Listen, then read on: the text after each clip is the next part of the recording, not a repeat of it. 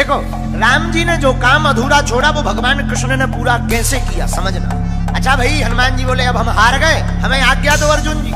अर्जुन देने ही वाले थे आज्ञा, कृष्ण भगवान बोले रोको रोको रोको, अभी नहीं, जब काम आएगा तब इनको आज्ञा दे। इधर धीरे धीरे महाभारत के युद्ध का समय आ गया, तैयारी होने लगी, सेनाएं नहीं मान रही हैं। भगवान कृष्ण संधि प्रस्ताव लेकर के भी गए, लेकिन दुर्योधन नहीं माने।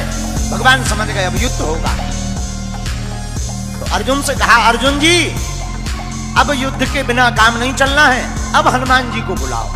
वो जो वचन दिया था जो हम कहेंगे वो करेंगे, अब वचन निभाओ।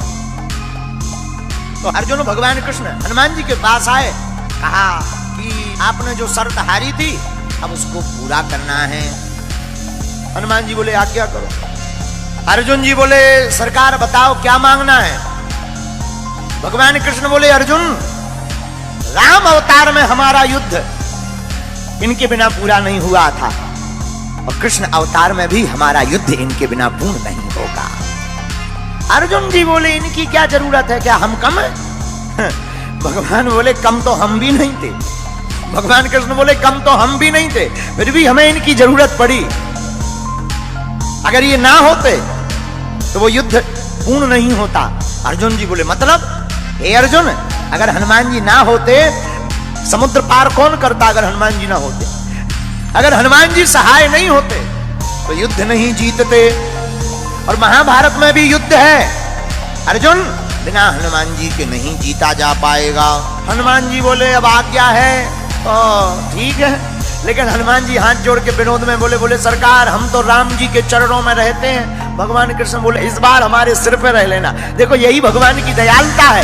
राम अवतार में जो राम जी के चरणों में हनुमान जी थे, पर यही कृष्ण अवतार में उल्टा हो रहा। कृष्ण अवतार में हनुमान जी कृष्ण भगवान के ऊपर ध्वज के ऊपर विराजमान है। अच्छा बोले महाराज और तो सब ठीक है, एक बात हो।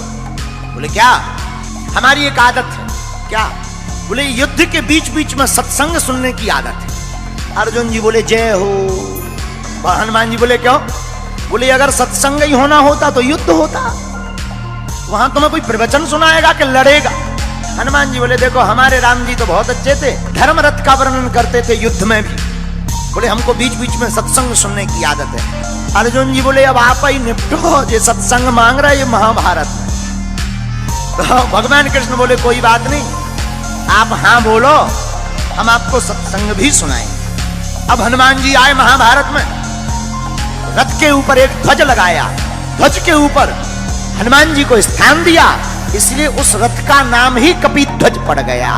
और हनुमान जी विराजमान भय ध्वज पर। भीष्म महाराज जब अर्जुन के सामने लड़ने के लिए आए, भीष्म पितामह ऐसे बलवान योद्धा जिनके सामने अच्छे अच्छे लोग कांपते थे, महाराज भीष्म पितामह युद्ध करने आए और बाण मारे तो अर्जुन का रथ थोड़ा पीछे हो गए, लेकिन जब अर्जुन बाण मारे तो पीछे दूर गिर जाए। अर्जुन जी हंसकर बोले भगवान कृष्ण से नीचे देखो, नीचे अपना इतना जा रहा, उनका के देखो कितना पीछे जा रहा, नीचे देखो नीचे। भगवान बोले ऊपर देखो किसके कारण कम जा रहा, ये देखो। और यही मानो हम लोगों को शिक्षा है कि हम लोग अगर भूपर हैं क्योंकि भगवान हमारे ऊपर है। मानो भगवान कृष्ण कहना चाहते हो कि कोई भी काम बढ़िया हो जाए तो ये मत देखना कि तुम्हारा पुरुषार्थ है, तुम्हारे जो ऊपर है खेल तो उनका होता है। अर्जुन जी मुस्कुराए, हनुमान जी भी मुस्कुराए, और भगवान ने गीता सुनाई तो अर्जुन को है। हमारा ऐसा मानना है तो अर्जुन के मोह का बहाना था, पर गीता तो हनुमान जी को सुनाना था। एक बात, अर्जुन जी ने अपने रथ की लगाम भगवान के हाथ में देखी, ये ज्ञानवर्धक बात है। अपनी जिंदगी की लगाम जो भगवान के हाथ में सौंप देता है, वो कितना भी महाभारत जैसा युद्ध हो जीत करके ही बाहर निकलता है। जो भक्त अपनी मन की लगाम परमात्मा को, गुरु चरणों को दे देता है, वो जीत करके ही आता है। लेकिन जो लगाम खुद पकड़ लेता है वो हार जाता है। बोलो सीताराम।